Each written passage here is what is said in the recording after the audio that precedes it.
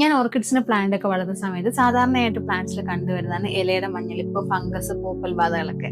ഇങ്ങനെയുള്ള അവസരങ്ങളിൽ ഞാൻ കൊടുക്കുന്ന കുറച്ച് ഫംഗിസൈഡുകളുണ്ട്. അത് ഏതൊക്കെയാണെന്നൊന്ന് പറയാം. അതായത് മെയിൻ ആയിട്ട് നമ്മൾ ഒരു ഫംഗിസൈഡ് മാത്രം യൂസ് ചെയ്താൽ അതിന്റെ അസുഖം പൂർണ്ണമായിട്ട് മാറാറില്ല. അതുകൊണ്ട് പല കണ്ടന്റുകളുടെ കോമ്പിനേഷനാണ് ഞാൻ യൂസ് ചെയ്യാറുള്ളത്. പ്ലാന്റ്സിന്റെ കണ്ടീഷൻ അനുസരിച്ച് നമുക്ക് കൊടുക്കുന്ന പ്രോഡക്റ്റുകൾ ഏതൊക്കെയാണെന്ന് തീരുമാനിക്കാൻ പറ്റും. അപ്പോൾ ഒരു കണ്ടന്റ് മാത്രം കൊടുത്താൽ ആ പ്ലാന്റ്സിൽ അത് അഡാപ്റ്റ് ചെയ്യും. പിന്നീട് ആ ഒരു പ്രോഡക്റ്റ് നമ്മൾ പ്ലാന്റ്സ് യൂസ് ചെയ്യാൻ പറ്റത്തില്ല. അതുകൊണ്ട് തന്നെ ഞാനൊരു 4 പ്രോഡക്റ്റ് ആണ് കണ്ടിന്യൂസ് ആയിട്ട് യൂസ് ചെയ്യുന്നത്. അപ്പോൾ ഒരു 15 ദിവസം അല്ലെങ്കിൽ ആ ഒരു അസുഖത്തിന്റെ തീവ്രത അനുസരിച്ചിട്ട് നമുക്ക് 5 ദിവസം കൂടുമ്പോഴും കൊടുക്കാം. മെയിനായിട്ട് കോണ്ടാഫ്, അതുപോലെ ഇൻഡോഫിൽ, ബാഗസ്റ്റിൻ, സാഫ്, ഇതെല്ലാമാണ് നമ്മൾ മാറി മാറി കൊടുക്കുന്നത്. അപ്പം ഒരു 5 ദിവസം അല്ലെങ്കിൽ 15 ദിവസത്തെ ഇടവേളയിൽ ഫസ്റ്റ് നമ്മൾ കോണ്ടാഫാണ് കൊടുക്കുന്നത്, നെക്സ്റ്റ് ടൈം നമുക്ക് ഇൻഡോഫിൽ കൊടുക്കാം. അത് കഴിഞ്ഞിട്ട് വീണ്ടും ബാഗസ്റ്റിൻ കൊടുക്കുക, അത് കഴിഞ്ഞിട്ട് സാഫ് കൊടുക്കാം. ഇത് ഇങ്ങനെ റൊട്ടീനായിട്ട് നമ്മൾ പൊക്കോണ്ടിരിക്കുക. അത് ഒരു 6 മാസം അല്ലെങ്കിൽ 1 വർഷം നമ്മൾ ചെയ്യുമ്പോൾ ഈ എല്ലാ കണ്ടന്റുകളും പ്ലാന്റ്സിൽ എത്തണം. എങ്കിൽ മാത്രമേ അസുഖം പൂർണ്ണമായിട്ട് മാറത്തുള്ളൂ.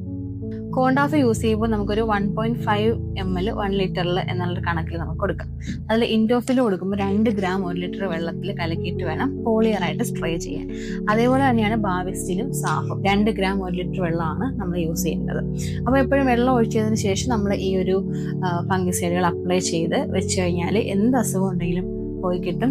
പ്രത്യേകിച്ച് ഇലമഞ്ഞളിപ്പ്, ചെറുതായിട്ട് വാൻഡയിൽ പൊരിഞ്ഞുള്ള അസുഖങ്ങൾ, അങ്ങനെയുള്ള എല്ലാം മാറി പ്ലാന്റ് ഭയങ്കര അടിപൊളിയായിട്ട് വളരും.